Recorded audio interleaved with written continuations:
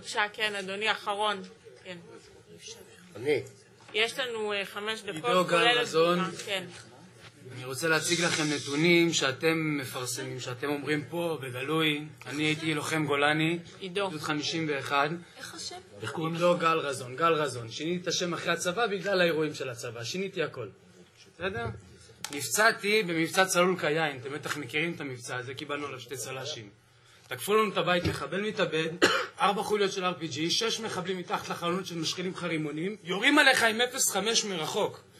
עכשיו, כל הבית מתפורר לך מול הפרצוף, חברים שלך מתפרקים לך, אתה נפצע ספציפית, נשבר לך הגוף, אבל אתה יוצא בנס. אז אני לוקח את עצמי בידיים ומפנה את הצמד של הטנק תחת אש. אחרי זה אתם לא ממלאים לי דוח פציעה? מי זאת הקצינת נפגעים שלי? איפה הוועדה? איפה? מי היה אמור לקחת אותי ליחידה לתגובות קרב? וזה אחרי התקלויות שנצאו אותי בקרב ולהילחם לבד. נטשתם אותי, לא יצאתם החוצה באפקט החממה שבן קובני נהרג. לא הוצאתם לי כוח. ודוד זיני ואורן אלטמן דיברו איתך, משה צים, אתה היית מח"ט גולני, נכון? הייתי מח"ט גולני. אני הייתי גם גולנצ'יק, למה אתם לא מטפלים בי? אני הרגתי בשבילכם בידיים האלה, אתם אומרים חבלים דם על הידיים? אני הרגתי בשבילכם יותר מ-40 איש, רצחתי!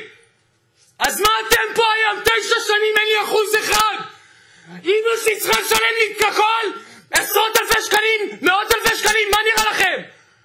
פה ככה זה עומד? אמא שלי שילמה לי את הבית חולים של הפציעה שלי בעזה.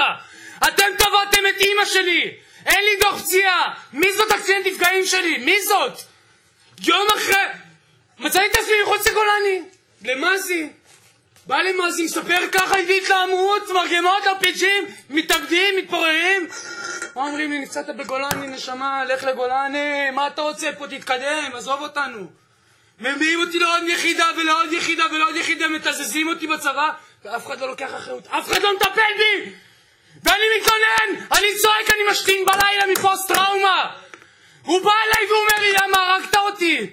למה הרגת אותי? אתה יכול להפקד ככה ביום אחרי שיש לך ימים כאלה? אתה יכול לאכול?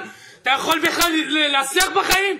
ואני הייתי מועמד לטייס, והייתי בפרויקט חוות 3 של מודיעין, היה לי מוטיבציה הכי גבוהה מגולני, אחרי טירונות, הלכתי לגיבוש הייטק, רק לתרום, רק לתת. כל המשפחה שלנו תרמו בצבא. עגלת רזון שהוציאה את הטנקים מהתעלת סואץ, רזון שמשפחה שלי זה אח של סבא שלי, קראו לו מר חלוץ. אתם פה בזכותנו. יש לכם עוד משהו להגיד? כי הנתונים שאתם מציגים הם שטויות. שקר. את יודעת את זה ואתה יודע את זה, וגם אתה יודע את זה. כולכם פה, כל המערכת כשלה, כל המערכת. איך מחבל מקבל כסף ואני לא? איך מחבל מקבל טיפול ואני לא? יחידה לתגובות קרב 5 שנים אחרי שאני כבר כאילו מפרקים שוחרר, לא ידעתי שזה קיים. אני מגיע להם, אומרים לי, לא, המצב שלך כבר חמור מדי, אנחנו לא יכולים לטפל בך. גם מהם קיבלתי סירוב. גם מהם. עכשיו אתה אומר, זכאים לטיפול רפואי בזמן שהגשת תביעה? למה אני בכלל צריך חוות דעת רפואיות? אני נפצעתי מול לחימה. אני נפצעתי בלחימה. עידו, תן לי לדבר. אני מלי רזון, אני אמא שלו, אני אחות בהדסה, 35 שנים מנהלת היום מחלקה. שנים עבדתי בטיפול נמרץ, יודעת לטפל בחולה מונשם, בחולה מורכב, לא יודעת לטפל בהתפרצויות האלה שאתם רואים. הוא מתפרץ פה 3 דקות ואתם מזועזעים. אליי זה היה ככה בצורה הזאת במשך שנים, ואני לא יודעת להתמודד עם זה.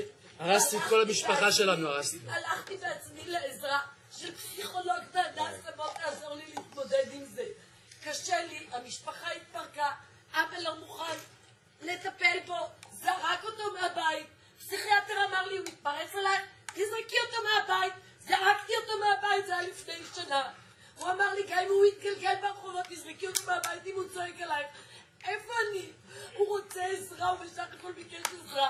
שלחתי אותו לפסיכולוגים, שלחתי אותו לפסיכיאטרים פרטיים, הכל פרטי.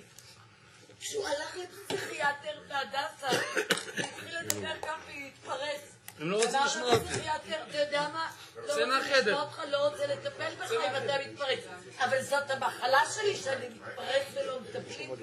זאת המחלה שלי. עכשיו את הוועדה, יעיפו אותי משם מהוועדה. לא ייתנו לי לדבר ככה, כי זה הדיבור שלי. שהוא לא קטוע יד, לא קטוע רגל, לא עיוור, ואין לו חייסר בגולגולת יש לו.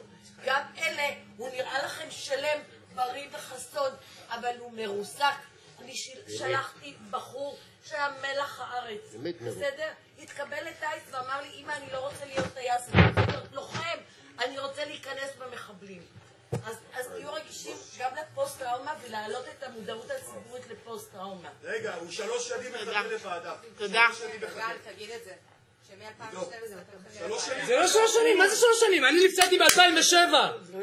איפה מ-2007 3 שנים? עכשיו גם את הרטרואקטיבי הם יביאו לי רק על זה שהגשת הוועדה. לא! אתם תשלמו לי מ-2007, לא מאז שהגשתי, כי אני ילד בן 20 פצוע, לא יודע. לא יודע, מאיפה אני אמור לדעת את הדברים האלה? אני התפרץ עם מחלה. אני לא ידעתי. כלום אני לא אמור לדעת, על פי החוק, אני כלום, אתם אמורים לטפל. אתם הגעתם, שנייה, הם הגיעו אליכם ב-14 יום בצוק איתן כדי להגיד אנחנו עושים פתאום. אוקיי, במבצע צלול קיין לא עשיתם, לא הגעתם לבתי חולים, לא טיפלתם בנו. לא טיפלתם בנו. תודה.